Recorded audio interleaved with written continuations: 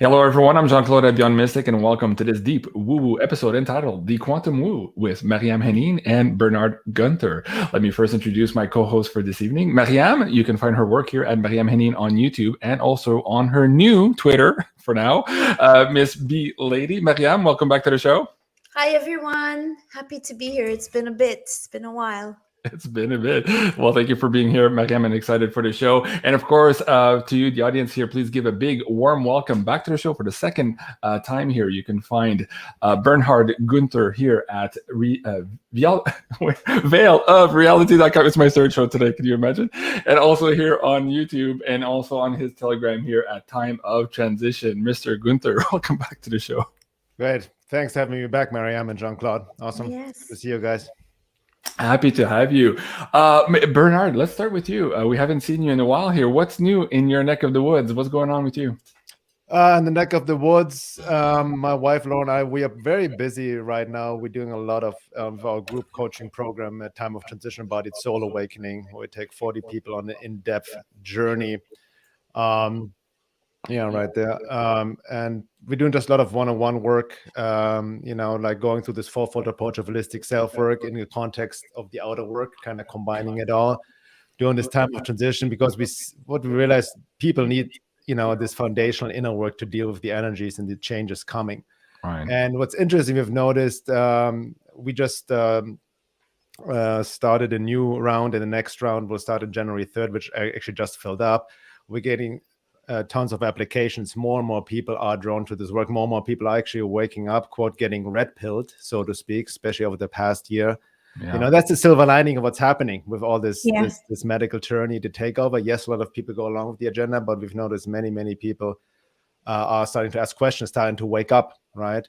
Right. And then people like us, maybe that we have been in this territory for a while, we kind of help other people in this process of awakening.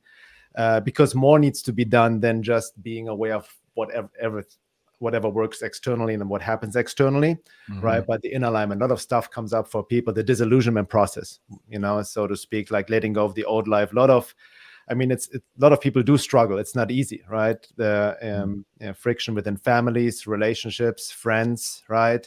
That's kind of like diverting, like it ties into the individuation process. Careers, jobs, and all of that. But within all of that, there's a silver lining, I feel, an opportunity in the splitting right now and what is happening. And we just need to really align within ourselves with our deeper soul purpose and for purpose for being here. So that's basically in a nutshell what I've been busy with, focusing on that work. I was going to say that's a lot of hard work. It's pretty intense holding the space, but we love the work. Yeah. We're learning, we're moving along. And in the meantime, I also do my best to what I call spread seeds awareness. I write articles on my website. I'm on we have also, Laura and I, we have our own podcast, Cosmic Matrix Podcast, where we release episodes every 2 weeks as well.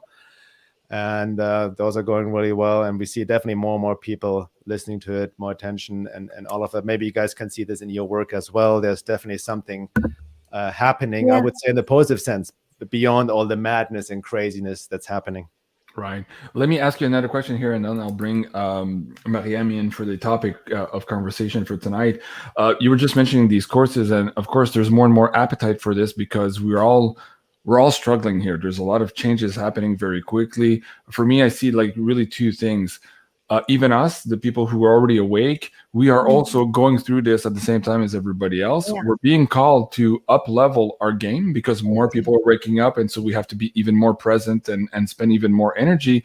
And at the same time, we are also having to go through this mourning of the old system that's going away, the friends that are going away, the people that are dying. So it's a challenge even for the light workers or light warriors, whatever you want to call them. So I'm curious, what's the split percentage-wise between people who are just waking up to take these courses of transition and people who are already doing the work but need a little bit of extra help leveling up so that they can take on all of this new extra demand being thrown at them, as you say here, because so many people are waking up right now. That's a great point, Jean-Claude. I want to emphasize that as well. Like, Laura and I, we don't claim to be awake in the true meaning of the word, right? That's complete enlightenment. It's a journey, right? And there are different levels in the awakening process. And the first level is like the information level of what's happening in the world as opposed to what we've been told and taught. So that's already one stage of awakening. But then we will go deeper because what a lot of people are struggling with, they realize all their beliefs, wants, needs, and desires were based on lies and illusion to many degrees. That's crumbling, right? Based on the world that was not reality, right? Even culturally, socially conditioned, based on trauma, wounding. A lot of, again, goals, aims, and desires people had were actually literally not their own. So it's about dismantling all of that to find our true self, our inner guidance, and ultimately align with the divine, so to speak, finding our deeper purpose here, right? And that's a journey for each of us. And we all, teachers and students alike, but people like us who have been on the road, I've done this work on my website, writing about this for over 20 years. I've seen the writings on the wall, right? Back then, nobody would listen to me, laugh at me, and all of this, and like, okay, here we go. From an ego perspective, I could say, I told you so, but I'm also like, it's too late for that now. But I'm also in the process, like you mentioned, thank you. Like, it's also like I'm dealing with a lot of stuff I have to engage in the work, right? And you made a good point, the mourning process. What people need to go through is the grieving process, because I see various reactions. You know, some people embrace that fire to burn in this fire of transmutation, the disillusionment, the rebirth, to it's a death rebirth process, like the plutonium process, right? That's really what it is. And many people who are like committed, the warrior attitude, like they sincerely can engage in it. And like, as Adyashanti said, enlightenment is a destructive process, right? And it brings up everything out of the shadows. And we see this in the world right now. You know, everything needs to come out of the shadows, within and without. So I always say, you know, I'm not a light worker. Light worker is a shadow worker, right? You need to bring all of that that's in the way of who we truly are, and that's happening externally and internally. And what I see, there are various directions. Some people also, you know, check out, disassociate, right? Getting into addiction, don't want to deal with it. I see also many people, especially people who just woke up, taking the new age pill. No disrespect, but kind of like spiritual bypass. You know what I mean? I'm like, oh, I'm already in 5D and yada yada and all of this. Like lying to themselves in so many ways, and I'm ascended. Everything's fine. We already won. Exactly. So no, I mean, if you study, I'm big into like really the esoteric process, you know. And as Carl Jung said, also from shadow work perspective, the tree that reaches to heaven needs to have its roots in hell. Or Sri Aurobindo from the integral yoga perspective, no one can reach heaven who has not walked through hell. And this is the metaphor, meaning like it is an uncomfortable process. You know, and as Adyashanti sometimes asked, and we asked this our students or people we work with as well, do you really want to awaken, or do you want to just be happy in your dream life? Because the way of the problem in awakening, or the, like what people stumble upon, they're still attached to the things, their own desires, the things, the way they want things to be, the old life and all of that, and that attachment needs to go, right? It doesn't mean that you know, we cannot have all what we want, but it needs to be grounded in a higher consciousness, in a real, in truth, so to speak, right? And this letting go process is key. It requires what you just said, Jean-Claude, a grieving process, a letting go, and allowing ourselves to feel that, right? And the most important key point is to stay embodied, the embodiment process, to integrate the soul, right? That's how we align with the divine will. That's how we truly, quote, ascend, by this process of soul integration, individuation, right? And what we see happening in the world, including the thing everybody, you know, the globalist is attempting to force to everybody to take, is also part of trying to dislodge the soul from the body and all of that. So, I mean, that's a roundabout answer. And then going to the splitting, you know, there is a splitting happening as well. I've written about this in an essay 5 years ago, the timeline reality split and the hidden forces of life. And there's what needs to be understood. There's a, quote, natural splitting happening within humanity. There are two different things. There's the artificial divide and conquer frequency happening of pitting humans against humans, beliefs, left versus right, vax versus unvax, or whatever. You know what I mean? There's this all of that. But there's a natural splitting happening, which many esoteric traditions have talked about in light of soul resonance and soul embodiment, right? What we see happening now, because with 7 billion people, there are vast different levels of soul embodiment, of levels of consciousness and levels of being, right? So different soul lessons. And that's what is quickening right now, right? This is what's happening exponentially right now. That's why we see all the conflict, the separation, the division, you know, within our communities, friends, families, people move, and all of that. And, you know, and I like to take it a bit lightheartedly as well. And I always remind people in the saying, tell God your plans and he will laugh at you, right? Because sometimes in this day and age, it's not necessarily what your ego personally wants to happen. It's about God's will, divine will. And when I talk about God's will or divine will, I don't mean anything religious, dogmatic God out in the sky. I mean your deeper true self of who you truly are, as opposed to the conditioned ego personality. And now we have the opportunity to break through all of this, to bring out everything out of the shadows, to transmute to a new level of consciousness. And the silver lining is now to create a new world, to create a new timeline, right? Even when people lose their jobs and all of that, well, that's, see it in the light, an opportunity to take life in your own hands, find your true deeper purpose, work for yourself. It's a great opportunity for entrepreneurs right now. Be the pioneers, right? Decentralize, right? Don't make yourself dependent on mommy government and all of that. Right. So that's the opportunity. And this is not going to be over by next Tuesday, right? This is a longer period we're in right now, which also some of the esoteric traditions have called the time of transition. Mm-hmm. And as the Hopi Indian said, there's a way up and a way down, right? So it's not a guarantee, but an opportunity. So that's why it's important to really step up to the plate, so to speak. Right. Very good. Okay. Thank you for that. And I think for the audience there, you might want to rewind that and listen to that again. There was a lot in there, Bernhard, but I really appreciate that. Let's try to dive into this timeline here you're talking about and this separation. MARYAM was talking about this a couple of episodes ago on our show, and she's saying, well, I'm feeling this quickening effect. And she's very sensitive, I guess, to this time wave and the fact that we are all being squeezed through maybe this crucible here. And then for a lot of people, yes, it's a difficult situation.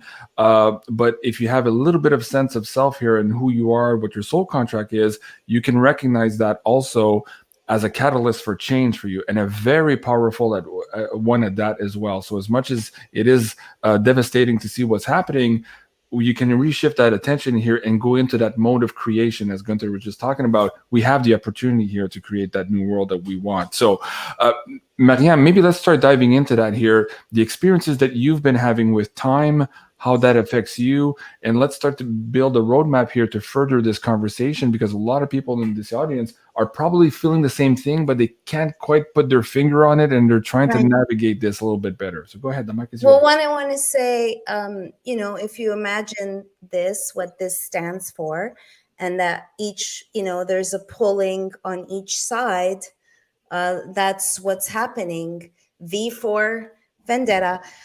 So in regards to time, that for a long time, what's come to me is that time is collapsing. And now in the past 6 months, especially, it's been extremely just in my face. So I say that I'm in the future, and I could also say, I told you so. And my ego would say, I told you so in 2019, medical marshal. So here we are, and this division is occurring, and this awakening is happening. And maybe people that are empaths out there, I've given this example. I've shared it, I believe, with you, JC, but not with Bernhard, and maybe not with the audience. Like a sadhu sits on the tombstones and eats corpses. And so me personally, I'm sitting and I'm digesting a lot of negative information, because I'm in the medical freedom, and that is my number one thing I do every day, to be on the forefront. So when I will wake up in the middle of the night and without, if I think about it, I'll screw up, but it'll be like 3:36, and I look and I'm right on the dot, and it's acute, and I see the time is collapsing, and I check in with other people because people are running late, or I can't juggle all the projects that I'm doing, and it's like, oh my goodness, it's already 8:20. Where did the day go?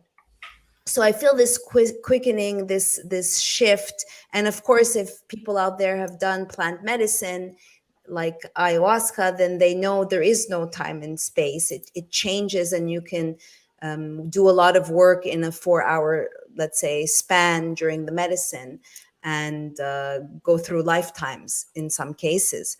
So I personally am I asked Spirit, what is this thing that I'm dealing with? And I heard the words, you're a timekeeper. And then I'm like, what's that? And then I heard, you're a watch. Am I watching? Am I keeping watch? I definitely, there's many of us on the front lines that anticipated this, that saw this, and have been arguably training for this. But at the same time, how do you manage your time, and what is happening out there? Because it's just flying.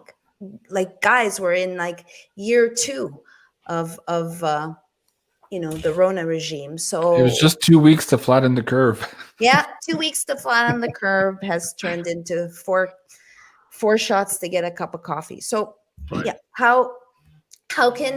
what do you have to say, Bernhard, to this?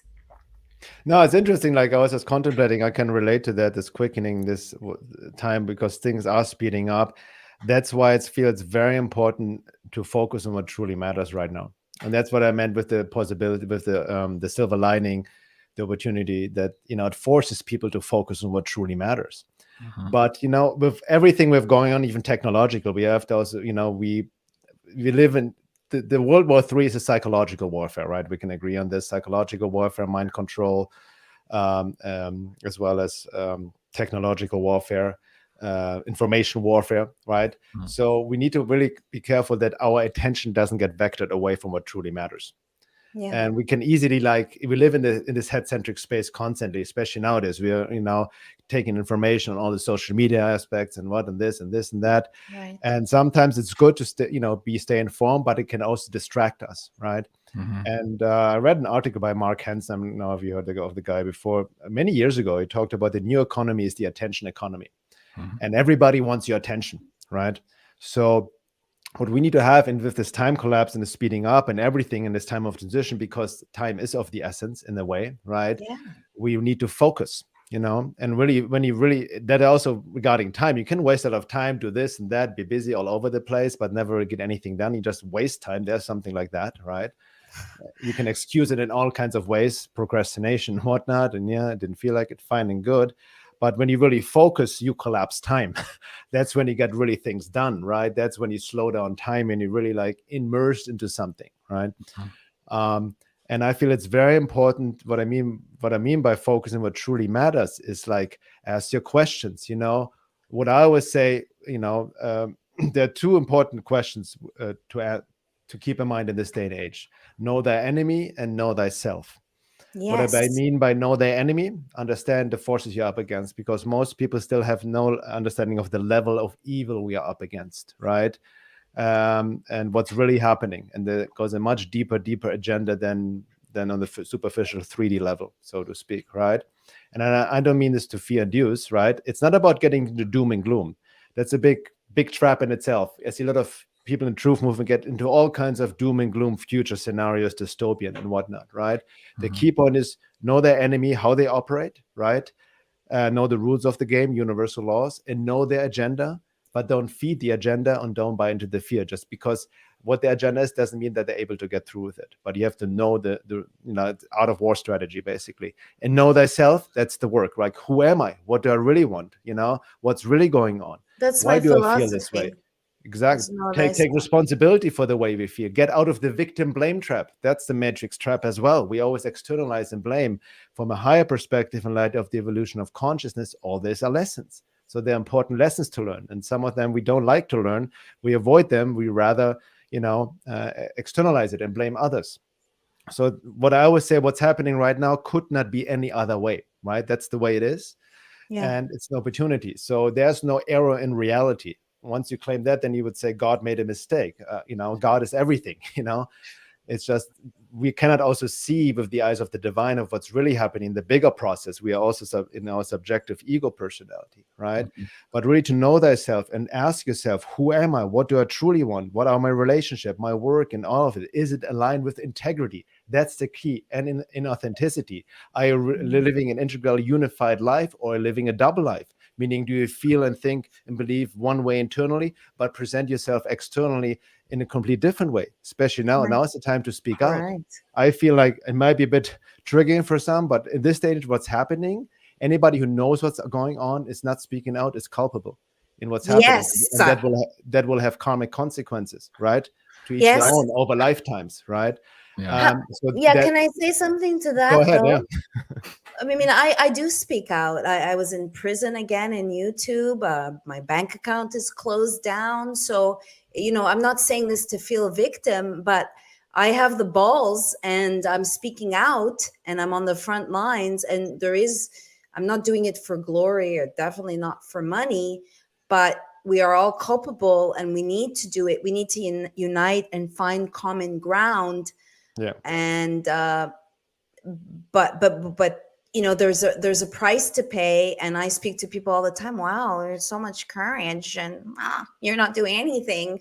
But so it's easy to say that, but there is a price that's being paid. I mean, who am I that I'm so censored and not like? So how do you reckon with that? Like we were talking, you were saying like you're growing on Telegram. They put me in Telegram jail now. Now there's Telegram is also censored. So how do you get around that? Because I don't want to stay silent. And I do believe people need to find their balls and start talking and standing up for, what do you want to be, embodied and integrated, or a slave? Yeah. Like, so how do you reckon with that and the price that you might have to face? Yeah. I'd love to know what you think. Yeah, so the great question. Also, when I say we talk about this, I also imply that we all play different roles, right? So Right. I don't expect everybody to do what I do Right. with my writings. I've been this for 20 years, or what Jean-Claude. We all have our unique gifts. Yeah. That's what I mean. And by speaking out, I also mean careful, and from an esoteric perspective, not to fall into the trap of the revolutionary mind, as Gurdjieff talked about, just fighting shadows on the wall, right? Like Plato's allegory on the calf, or projecting our own shadow and anger onto the world, and kill those psychopaths and whatnot who are just vessels for other beings anyway. So that doesn't dissolve anything, right? Sometimes there's an esoteric saying as well: "Be gentle as doves and wise as serpents." Meaning having a certain strategy, right? In the way you have to really understand reality, and sometimes there's a time to be silent, sometimes to speak out. And also universal laws: you cannot wake up others by force. You have to respect free will. We cannot just put, I mean, it should be pretty obvious right now that you cannot convince people by logic, reason alone, right? So I always say, if we would apply true science, not the Church of Scientism, true science, true common sense, and true critical thinking, the whole official narrative would fall apart in 30 seconds. Yeah. But we cannot reach people like this, right? So it's more also about our embodied presence. So we cannot just change the world by information alone, right? That's part of it. And the best way to do it is without attachment, right? And what I say is spreading seeds of awareness, putting out and see if some may blossom, some may not. You know what I mean? That's the best I can do. There's a butterfly effect. You never know. But we have many other gifts. It's how we show up every day with our embodied awareness and all of that, right? But the key point, besides number one, speaking, and that's for everybody to decide how they do it. It doesn't have to be like us, be public and all of that. That's not everybody's role. But the key point, I feel, is really question yourself, am I in integrity? Am I unified? Am I truly living a holistic, truthful life? Am I sincere, right? Within and without. That's the key point, because as long as there is a friction between the way we present ourselves externally, internally, that will have detrimental effects on the outside world. You have another universal law. As above, so below, as within, so without. So what we're seeing in the world out there is also partly a reflection of our own division, obstruction within ourselves. So the more we heal, become unified, embodied within, the more it will affect the world in the positive sense as well. And that doesn't imply to just gaze on our navel and take the new age pill and just love and light and peace and all of this. Action is needed too. We need to also resist the anti-divine forces, right? And on the very basic level, that implies civil disobedience and non-compliance, right? And not taking the temptations of sacrifice. Yeah, exactly. Whatever your lifestyle. So that needs to be done. And how much are you willing to give for freedom in the end of the day? Not to fall into the martyr, right? Or the savior complex and all of that. But each one of us have a true gift, unique. We came here for this very place, what we can contribute and do. And we need to get out of this fear frequency and step up to the plate. And that's how you do it, is for each one to decide. Is there a way to counter the fear for the people that realize what is going on and the needless deaths that are occurring, and that feel really deep, because I do believe it's time to save yourself. You know, it's pretty obvious today, like either what side of the V you are Yeah. on. And so but I'm being honest, personally, I am feeling a lot of fear, because it's, and I don't mean to be doom and gloom, but I do think it's going to get worse before it gets even worse. And Yeah. sorry that I just, it's not, it's not because I do look at the cup half full, and I see the silver lining, but I'm not going to also pretend that it's all going to be hunky-dory anytime soon. So Yeah. I am feeling a lot of fear for my own self, in that maybe it's because I'm homeless right now, but like I don't have a base. But for the people out there that might be empaths, how is it being in your heart? Certainly when I'm around people and I'm an empath, I'm a mirror, then I feel joy and I want to interact and play. Is that a solution to counter the fear, if you know what's on the horizon? Yeah. That's a great question. We can agree that fear is the real virus, right? That's really what it comes down to. And interesting, like I literally just wrote something about this on Telegram and on Facebook about this fear, because I see this a lot with people coming up, especially in our courses, and it's worldwide. By the way, on the side note, I want to also say this, you know, people then always, you know, location matters to a degree, right? Yeah. But there's no place safe from what is happening collectively. You know, I see a lot of people moving, escaping, wanting to go to Mexico, Costa Rica, and all fine and good, to each their own. But anybody who believes that this kind of overriding survival mechanism kicks in will save them what's happening is severely deluded. No, we're buying time. People who do that are just, I would be. Exactly. Thank you for that. Because I have literally talked with hundreds of people over the past months going application process for the courses, literally one-on-one Zoom calls from people all over the world, from Russia, Europe, UK, Australia, New Zealand, Africa, South America, Costa Rica, everywhere. Right. Yeah. And everybody's dealing with the same, right? There are some more bigger hotspots, Australia, Austria, and all of that than others. But even Costa Rica, I've talked to some people who like panic moved beginning of the year to Costa Rica. And now they're mandating the thing in beginning of January. All of a sudden, prices are hijacking, right?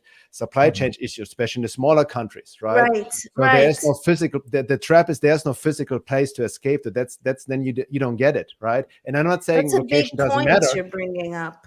Everybody has to decide for themselves. Like I also moved away from LA to Arizona, great move, but I know that's not enough. Everything.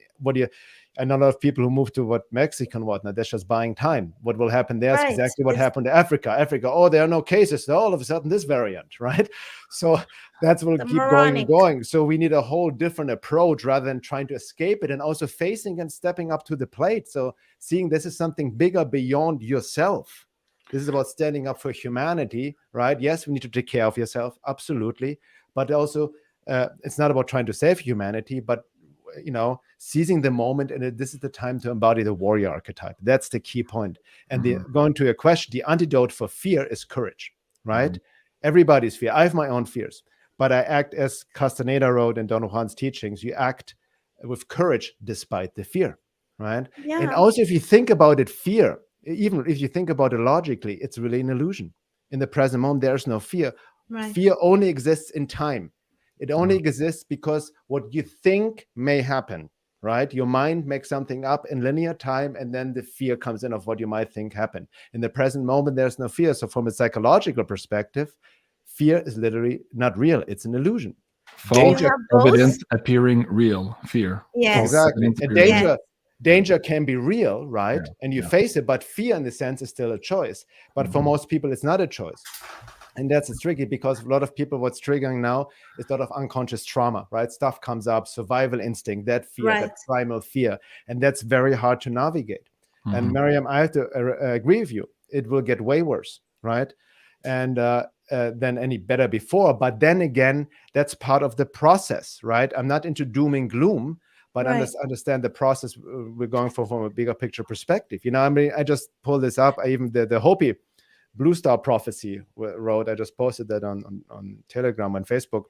Many will appear to have lost their souls in these final days. So intense will the nature of the changes be that those who are weak in spiritual awareness will go insane, for we are nothing without spirit. And I see people, quote unquote, already losing, going insane. They can't handle it, right? It's just too much, the shock in all of that, right? And with the fear that I know that, like I mentioned before, people react differently. Some people check out, right? They disassociate. They out of body. They think they're already in 5D and ascended and all this new age nonsense, the spiritual bypass stuff, right? Or they freeze. They're just completely caught in it, that frequency. But you have to understand that fear, that's the frequency of the matrix. So the way out is not getting stuck in fear and all of this and taking it in and hiding away, nor is it checking out and disassociating, right? Just to suppress. In the end, it's about facing it, feeling it, and then it will dissolve. When you really truly face it, really work with fear, you will see really what's behind it, and it dissolves. That's the great work. That's the shadow work. And it's not. I'm not saying it's easy work, but that's the only work, right? But the fear is the fear is the matrix of the frequency that keeps everything intact. Even like I recommend anybody to check where are you making decisions from? Is it from a desperate, fearful place? Oh, I need to get out. That's not a good place to make decisions from, right? Because then you make very mechanical, trauma-based decisions rather than conscious decision grounded in spirit. So the fear, in a sense, need to be faced, right? And by facing them, it goes back to the great work, the inner work, right? To all of that, because we all carry all of that within ourselves, which just needs to be transmuted. And that process is also different for each. It's like the fear perpetuates the creation of the prison of your own demise. Like that's, as you said, it's the frequency of the matrix, and it wants to keep you in that particular frequency. Right. So I love that T-shirt. Fear is the virus, and I just saw behind you there. That's Cathedral Rock, and I want to share my picture of Cathedral Rock. Absolutely, absolutely amazing place, guys. If you haven't visited Sedona, please do go. Too bad I don't have my picture handy. Guenther, in the EU right now, we're seeing this new narrative in the media where they're talking about PTSD, that most of the troubles we're seeing now is all, of course, related to stress. It has nothing to do with any chemicals or products. No. There's no correlation whatsoever. But what's interesting, they're now saying that because it's very stressful, we shouldn't be talking about such things as the Nuremberg codes. And because people are stressed, we should probably just do away with those codes because it's stressing people. So you can see, as you said earlier in the show, they're starting to freak out here because more and more people are waking up. And about 20 minutes ago, you said something to the effect that people who know what's going on right now and are remaining silent will eventually, very soon here, just like in the Nuremberg codes, have to deal with the karma of their decisions and their associations with other people who were perpetuating this plight here on humanity. And I've been saying that a few times, so many ways, politely on the show. If you know and you're not speaking out, you're going to have to wear this. And I'm not judging. I'm just saying, look at the bigger picture of where you're going here and who you're associating with, and realizing that you are very much on the wrong side of history. You're on the wrong side of the war. And what do you get out of that? And here's my main question. For a lot of people, they're like, well, I can't leave my job, JC. I need to pay my bills. I need to pay my car, the food for my family. And so I'm going to get along here, and I'm going to keep my job. I want you to speak, Guenther, about what's happening now on the planet and this transformation, or this wheel of fortune right now that is reversing, where universe right now is actually favoring people who are in alignment and very quickly creating abundance for these people. So for the people who are fear of letting go of the old world, if they only realize now that this energy is actually propelling them, as you said earlier, catalyst for change, that you can in fact create abundance. So that excuse should not be in your equation. Let's talk about that a little bit, Guenther. No, absolutely agree. I mean, people can argue for the limitations and attachment as much as they want. I talk about many of the people in these situations, but I also can see, be it more, let me talk more directly, as Gurdjieff would say, how they are lying to themselves and justifying, right? And stay in victim consciousness and all of that. And another, there may be trigger topic as well, the whole matrix setup is also the poverty consciousness, right? A lot of people are into that's a matrix program in itself. right? And I know a lot of people going through hardship, and I'm not again taking a new age pill out of The Secret. Just imagine all of this, and then the checks keep flying. It's not how it works, right? But we live in this. We have been conditioned and controlled in so many ways that we keep ourselves enslaved in this invisible prison, so to speak. And the way it's a mind program. The Matrix also a mind program. It works through us with other forces, keeping us captured, thought injections, and all of that. And I was in the same position last year. I was working as a massage therapist in Los Angeles. I lost my job. I was working at, I have my own private practice, and was this retreat center working as well. And they took a break, and then the only way to come back is, if you put the mask on and all of this, right? And I'm like, fuck no, I'm not going to do this. So I took a leap of faith, right? I just I've had already my side business here that's going on, and then Laura and I okay, let's do the podcast, you know what I mean? Do more of that, try that. Let's step into the plate. What does divine want from us? Boom, let's step into our own power, what we really have to offer, right? And then we started these courses and all of that. So we started in our own entrepreneurship, and then, the guidance came. It was not easy work, right? But there was a silver lining, right? And that call we answered. And I think everybody has this opportunity in their own way. And that's what I mean. We need to shift the way. Perspective and faith. Perspective, exactly. And I'm not saying it's easy, but that's the silver lining, right? And I just, and I see the most people suffering, I see actually are people who are still holding, and I mentioned before, holding on to the old self. They still want to go back to the way things were, right? And be it all the professions and whatnot. And when people say I was forced to take the thing because of my job, no, you're not forced. It was your choice eventually. It's not like somebody had a gun on your head and all this. It's still your choice, right? And I'm saying that's why in this day and age, we also need a higher vision, right? Goes back to our, tell God your plans and he will laugh at you. What's your deeper purpose? Who am I really? What do I truly want? And I think there's a level of, there's divine grace, and there's a level of tough grace, right? That our ego still holds on, but the divine knows, no, this is not good for you, and breaks something up. And there's an opportunity, but you still don't grasp it. And that's the trap too. Ties into the hero's journey. It's about answering the call to adventure and stepping into the unknown. But there's also the trap of refusal of the call. And I've seen many people refusing the call, and they argue for the limitations, and they're suffering, and they're almost, as Adyashanti Gurji would say, addicted to their suffering and all of that, right? It ties into poor me, and then the world is so bad, and they're stuck in this victim place. And we need to get out of this victim place and empower ourselves and really realize our creative potential. That's the way out. Bernhard, how about if you, again, as I don't know if you do human design, but 6'2", I've been told, I have no emotion. I'm a clear slate.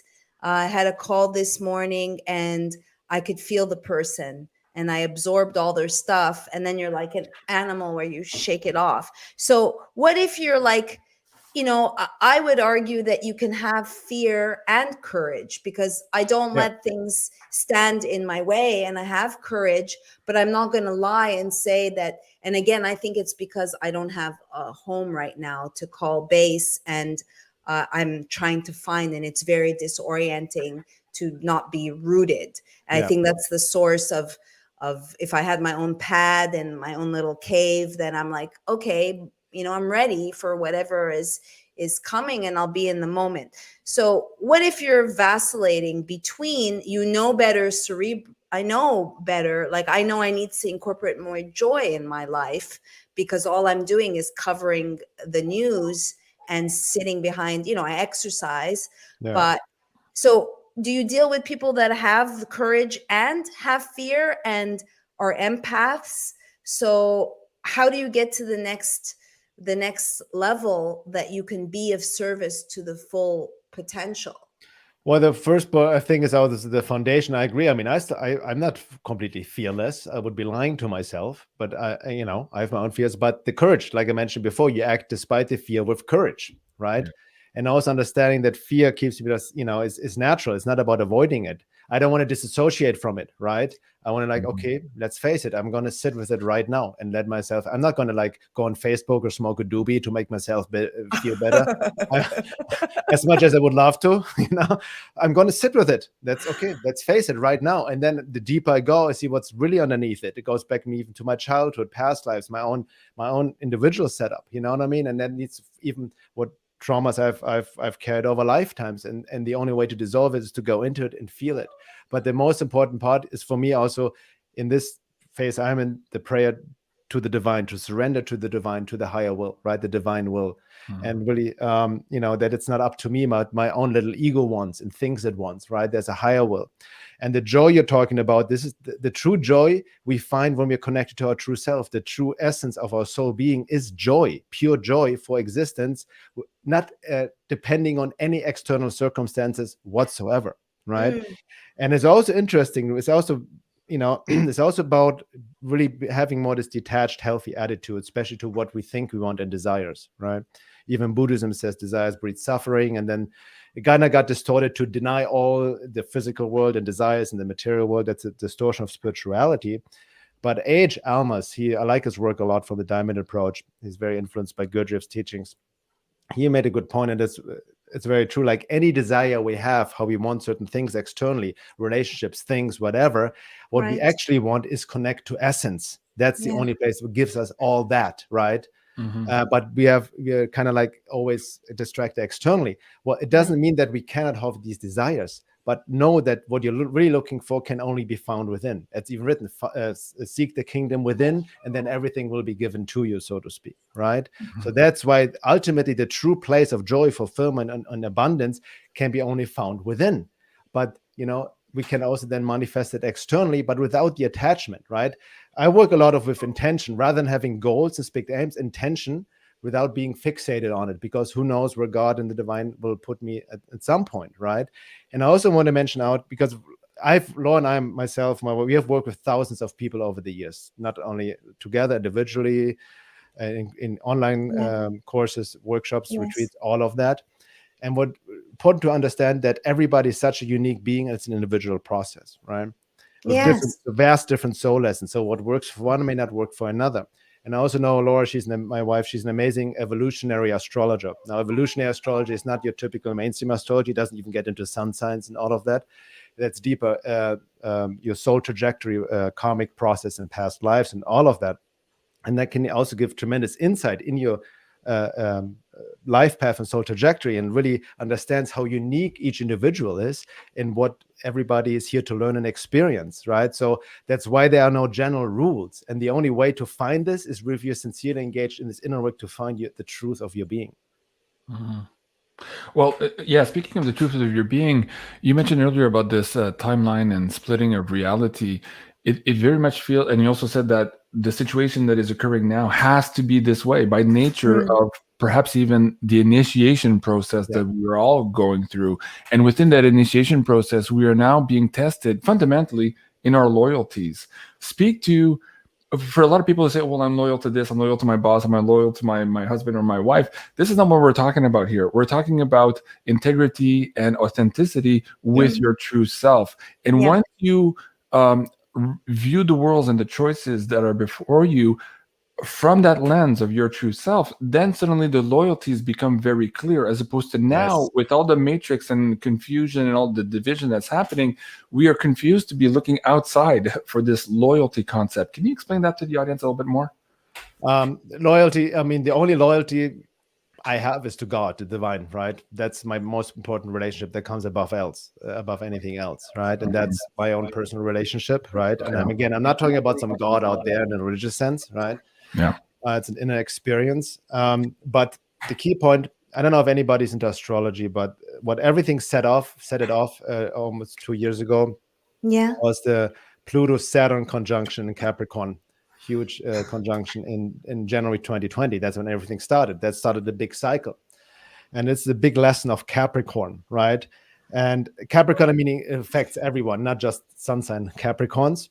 But the shadow side of Capricorn can be like social climbing, success for the hell of success, extreme materialism, and just work, right? Right. But that's the shadow side right now, of just even like being fake just to kind of get along and make money and being fake and all of this. But the positive aspect of the Capricorn side as well is integrity. And that's a lesson of integrity and slow building a foundation. It needs to have a foundation. What we're building now is a foundation. There's no quick way out of it. I think that's most people want, like a quick way out, like a fast food something, you know what I mean? Yeah. Magic pill. It's not going to happen, right? It's not happening, folks. The more you ask for this, the more quick you will pill. suffer. So then it's slow build, Capricorn, or methodically, right? Yes. So integrity is the key point, right? So whatever you build, and integrity is also based on your value system. What do you truly value, right? Value is not a desire. Value, like honesty, you know what I mean? Right. These kind of principles. And that's what the new consciousness is wanting for us, what the divine wants from us. The truth of your being is built on these integral principles. And that's what we need to bring forth, right? And there's many ways we lie ourselves, where the ego comes in with its own selfishness and all of that. And it's normal in the phase we're in. But ultimately, the ego just needs to surrender to the divine and become a vessel for that, right? And again, this process is different, but the integrity aspect comes again of unifying, like I mentioned before, to really match what's going on within you and externally, and not change yourself externally just because, a lot of people, let me put it this way in a practical manner, many people are people pleasers, right? Mostly because of wounded insecurity. They need other people to like them, right? Otherwise, so they change themselves. They need other people's attention. We are also in an epidemic of narcissism, right? Yep. And all of that, which also come from a trauma response as well. So all of that needs to bring up to the front, right? In order to be true ourselves. Even compassion, compassion has been very misunderstood. People mistake niceness for compassion. Yeah, that's kind of the yin-like aspect, but there's also the yang aspect of compassion, meaning making boundaries when necessary and saying no. No is a very important aspect. Many of us, we comply too easily, right? That's how evil gets along. We comply. Sometimes you say no, make a boundary. That's the key point. Fascinating. There was, on that note, it reminds me, I saw an interview with Kübler-Ross is her last name. I forgot the full name, but she was known as the death lady. Yes. She has worked with thousands of people helping your transition, on the deathbeds, right? And there was an interview with her, right? Interesting. And the interviewer asked her, so what's the biggest message you can have for people when you work with people dying on the bed? And she said one thing: learn to say no learn to say no early in life. Excuse me, I'm mixing that up. Learn to say no early in life. Most people were going along with what other people expect. So many people, they're afraid, social culture program. The biggest regret that they never lived the life that truly, really desired from deep within.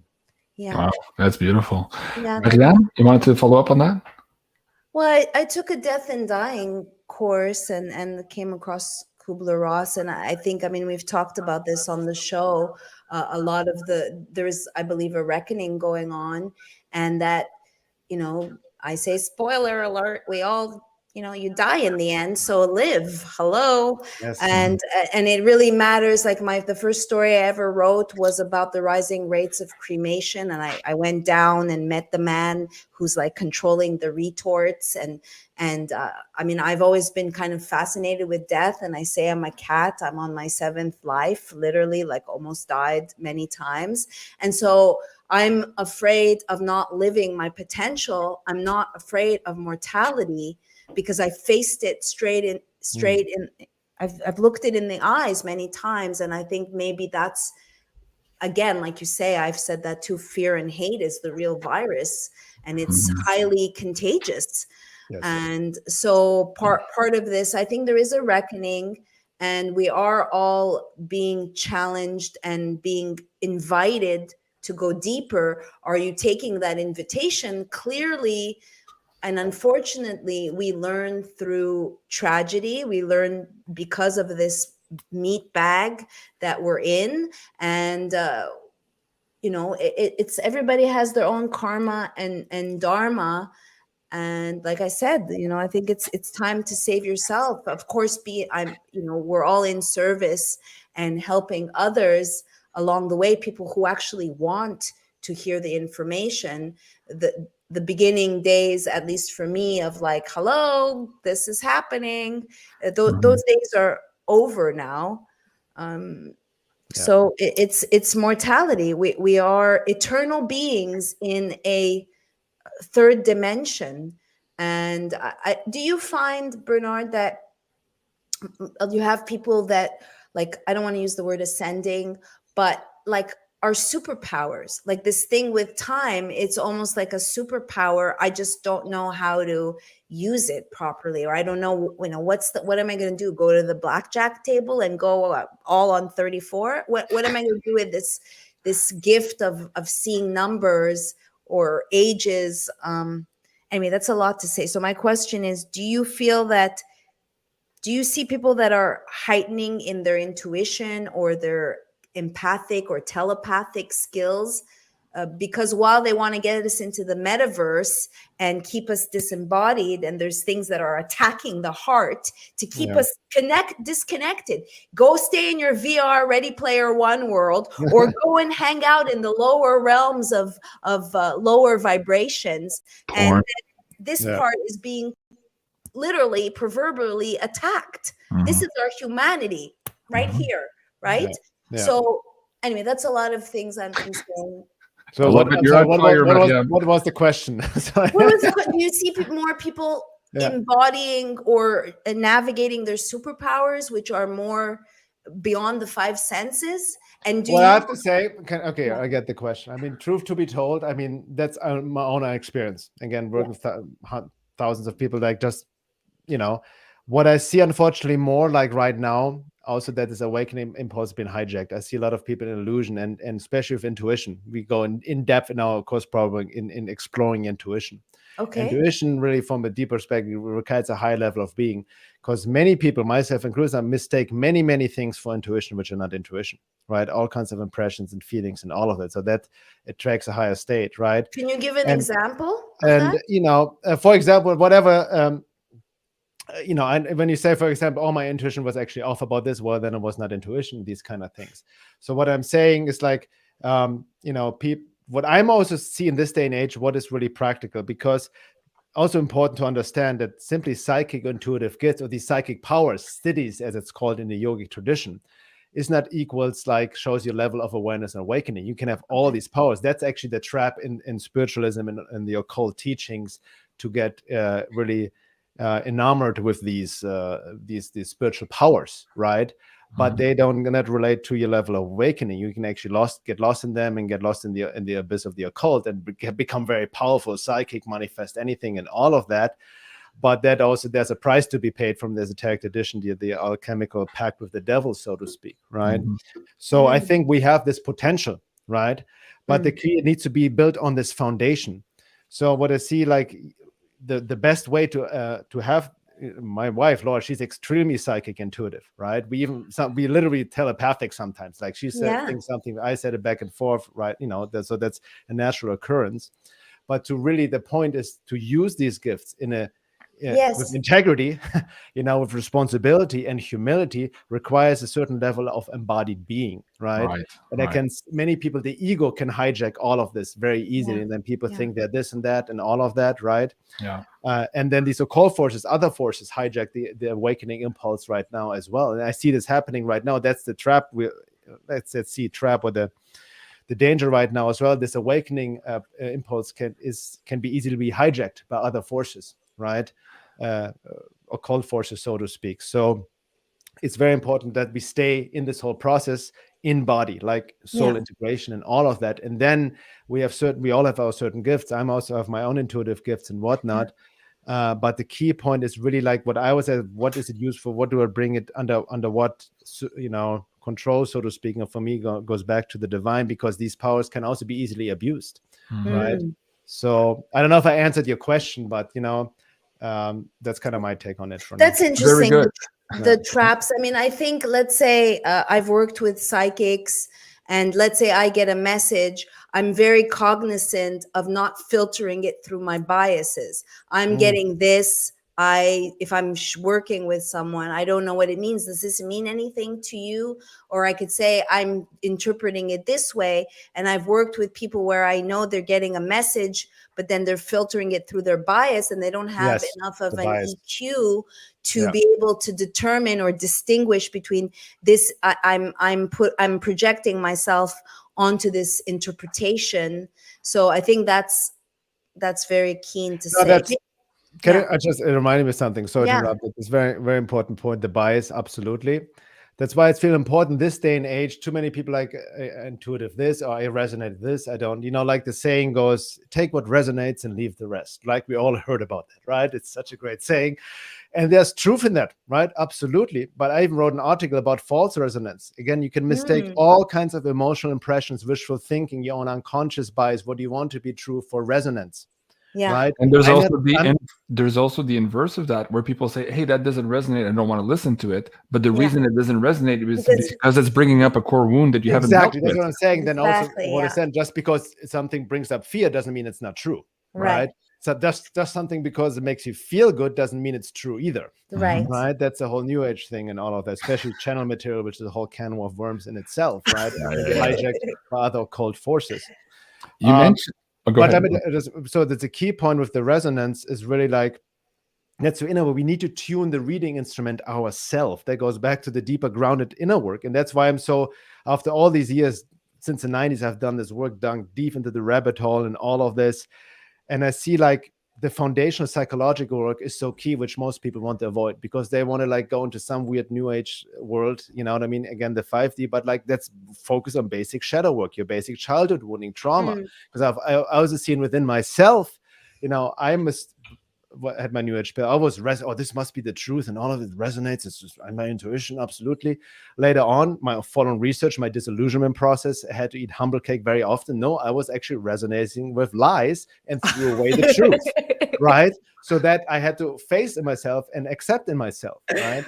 So and there's a lot of that going on right now. Exactly. So I'm that's an ongoing journey, so to speak. Right. Well, what you're talking about, Bernhard, is really something that's lacking, in my opinion, which is wisdom. Yes. Wisdom. Where are the leaders with any wisdom? We're seeing so much lack of adulting, as I say, but really, the elders would carry this wisdom, but I don't know what another word for wisdom. I just know there ain't a lot of it. And wisdom also requires, you see right now it's a litmus test too. A lot of colors are being revealed, especially in the spiritual community, spiritual teachers, leaders who go along with this agenda and all of that, right? Yeah. To me, like if you're truly embodied in yourself, in your soul, right? It's common sense and very clear that you do not take this thing in any other circumstances, right? So what's even beyond the science and whatnot, right? So that's, we live also in a world where common sense and critical thinking have left the building, right? As I mentioned before. Right. And with wisdom, but wisdom also requires a certain level of embodiment and a certain level of awareness, right? And I think we're being asked to step up as the leaders. I think the age of the guru is over as well. We're seeking of this like savior leader, that the age of the Pisces, that kind of bails us out. There's no savior is going to bail us out. We all have to level up ourselves. Right. Exactly. Yeah. Speaking of that, Bernhard, as we wind up here in the last couple of minutes of the show, what is the common denominator of the clientele that is awakening to the process and they're finding something within them to make that first step to say, hey, yes, we are in this time of transition and I want to be embodied and souled and awakening. So what's the common denominator of people coming to these courses? And also, what's the common denominator of them leaving the courses? What's their success stories? Share that a little bit here with the audience. Well, the common denominator, generally speaking, is definitely people like from speaking to all over law. They're also alone on this path, right? They're kind of isolated, separated from friends and family, who don't believe, so they feel alone. Yeah. Also the disillusionment, right? That beyond the information, they see more is needed, right? Just they get just lost in the information, like this doesn't help them anymore, right? Just being aware of what's going on. They feel there's a lot of stuff's coming up. And so number one, the search for community, not only with like-minded people, but people are also engaged in the same work, right? Like this inner work where it can be vulnerable. And we have even sharing circles with from all over the world. And if you've done sharing circles before, I'm sure you see the magic and a lot of healing happens by the act of sharing, showing yourself vulnerably, and like, what many people have never experienced before. Right. So that is beautiful. And we just guide them through, like Laura and I, we don't claim to be awakened. We're not gurus, but we have a certain knowledge, experience, and teachings, based on this fourfold approach of holistic self-work, working on all levels in context of the bigger picture, understanding the forces we are up against in light of the evolution of consciousness.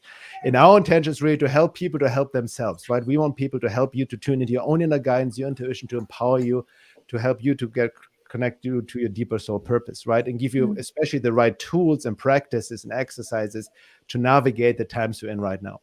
See, even this program is not just reading about the work, but engaging in it. Right. But we know also the will needs to be engaged. With this work, what's been called also the great work, resistance will come up, right? There will be like resistance within, excuses, self-sabotage, other forces, interferences, distractions. So you need the warrior attitude for this work. What's called in esoteric science crossing the threshold, and sometimes people don't cross the threshold, right? For the reason I mentioned before, they're still too attached to their old lives and way of being and whatnot. So it creates you need the will, so to speak. But what people mostly get out of it is definitely community. We have an alumni group from all past course participants, right, on Telegram. They interact, they met up in person. And nice. Especially like, a lot of people have never truly engaged in this inner work and really never realized how much they're carrying, because we have constantly suppressed, avoided it, or externalized, right? Right. So that's really what helps people to become more real with themselves, so to speak. Very good. Okay, so I have the Telegram link here in the live chat if you guys want to check that out. And I just got them before the show. So folks, right after the show, I'll put this in the pinned comments and the description box below, so you guys can go and follow those links. Before I let you go here, Bernhard, when's the next available course dates? Are you still doing these particular courses, or you have something else that's coming up also that might be of interest here to the audience? Yeah, if you scroll down a bit, you see the date here. This one literally just filled up yesterday. So this one is gone until, so we will have the next one starting sometime in March. Okay. We don't know yet. So sign up to my mailing list on my website. Okay. But we'll keep doing them. This is already the 7th round we're hosting, and it's definitely getting more popular. We're getting hundreds of applications, but we keep it small, because it's better to have the group container, right? Yes. So we could get way more people, you know what I mean, and all of this, but that's not how it works, And for the people who want to maybe just dip their feet slowly here in the meantime that the courses are not available. In the meantime, well, there's tons of free content on my website, the Veil of Reality. I have over 60 articles and essays based on over 20 years of work. There are tons of videos, interviews, lectures. I produced 5 films. Bernhard is epic. So there's a lot of free content people can dive into. Also, well. And are you also posting on YouTube, or are you in jail there for now? I'm on YouTube, not that much. What I do on YouTube is mostly I repost our podcasts every 2 weeks, and that's it. But, and on a daily basis, your musings mostly here on Telegram? Correct. Okay, very good. Wow, fascinating conversation, and time flies. MARYAM, before we go, you have a few promos here of the work you're doing. I have a few things. One, I'm working with a new deck. It's White Light Oracle, and I pulled a card, which I'm not going to read, but it's the Theta of Venus. We are getting into a Venus retrograde, and Venus is love. I do want to tell people that I do think there's an attack on our hearts, and our hearts have a resonance of 3 feet. So just for good measure, let's do 6 feet apart. So just so we know that the resonance of the heart outweighs the brain.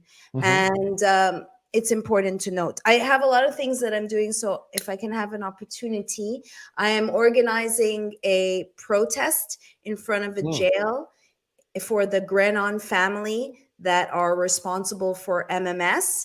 The sons have been in jail for 17 months without due process, without a speedy trial, and are drinking poison contaminated tap water, eating highly processed foods,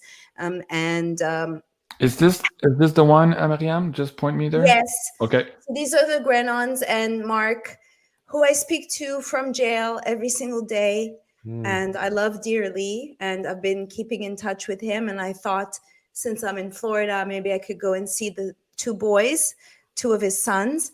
And now I'm working with the vaccine police, Christopher Key, and we are, I'm producing mostly this. We will be speaking on the 19th of December in Miami in front of the FDC. I will be going, I believe, with Christopher Key, the vaccine police, to St. Petersburg and meeting Lisa Litecoin in person, and Jimmy. Hi, Jimmy. So I'm giving them a hug and giving a free MMS out. I am almost finished my colossal protocol guide against of poison. And that was going to be like 15 pages, and it's been 4 months, and I have produced like 150 pages because I'm explaining the mechanisms before I outline the collection of protocols that I've worked very hard that will hopefully help thousands of people. And I am asking for support in my project that I can't wait to get back to, which is George Floyd. And I've put a gives and go just to tell people that I'm speaking to the appeal attorneys of Derek Chauvin. And I sent them my trailer, and he's like, wow, I'd like to see the rest. And I'm like, I'd like to see the rest too. So help me make it happen, please, because people do not want to have this out.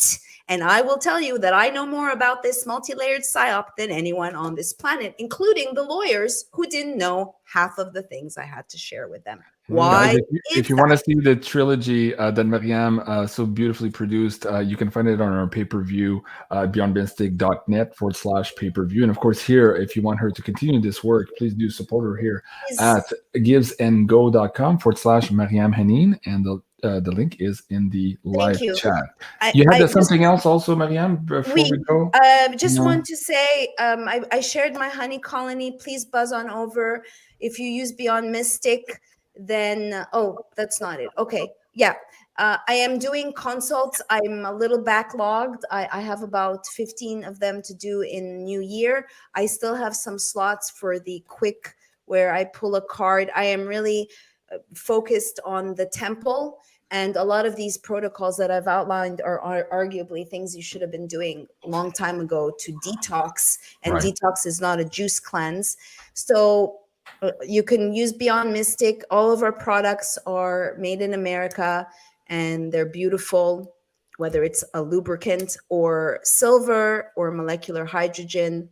Everything is looking through the lens of functional medicine, optimizing your biology, not eradicating the immune system. And finally, I would like to say that you can check out my story that just came out in Vaxter, which is, or this one here? Sorry, I'm doing a lot of things. This is Astro World. Open your eyes to a whole new wicked universe. And I'm very honored to be working with Dr. Sherry Tenpenny again. And this is a 2-part series. And I'm now I will be working on a story on Charles Lieber, because we're talking about the Maxwell case, but let me tell you, his trial is going on. And who is he? He's the nanotech king. And his trial is happening right now. And then finally, please go to Gab. I am calling and recording calls, whether it's with Pfizer to report my mom's adverse reactions, or I just did a call with Chris Nelson, who's a Florida freedom fighter. I was on a call with Sarah Westall and Dr. Mary Crewley and Mary Fanning. And there's tons of different stuff. I'm constantly producing, and I'm a censored journalist. Please support my work, because I work for God and I work for truth. And I need support as well, please. So go, guys, go to I know Venmo.com. that's a lot that I just out there. That's okay. We haven't been Yes. here in a while. We had to catch up on all Yeah. of that. And as you can see, Merci. folks, MARYAM is absolutely busy. And yes, please do go and support our dear friend here with all of her work. So the best way here is using her Venmo link. It's in the link now, and also in the description box below if you want to follow her on a daily basis. Also, please do check her out at BeLady here on Twitter. Yes, support my abusive relationship with Twitter. But no longer with Jack. Jack's not there anymore. Right, Jack is It's a out. transitioning difficult situation. All right, folks, that was the Quantum Woo with the amazing MARYAM HENEIN and the super cool BERNHARD GUENTHER. Thank you so much, Bernhard. You've got a lot of love in the chat again this evening. We have to do this again for a part two. There's so much going on, and I think a lot of people really need this deep wisdom, and they're absolutely enjoying these conversations here this evening. Folks, please do remember to like, share, and subscribe here on Beyond Mystic 3. I'm taking a few days off, but I do have a premiere coming up this Saturday. Bernhard talked about tarot. We're looking into the alignments here for December, and this is going to be a fabulous show for you guys, so don't miss that. It's going to be on Saturday, December 11th at 8 o'clock Eastern. I'm Jean-Claude BeyondMystic. I love you guys. Have a great evening, and we'll see you soon. Au revoir. Au revoir.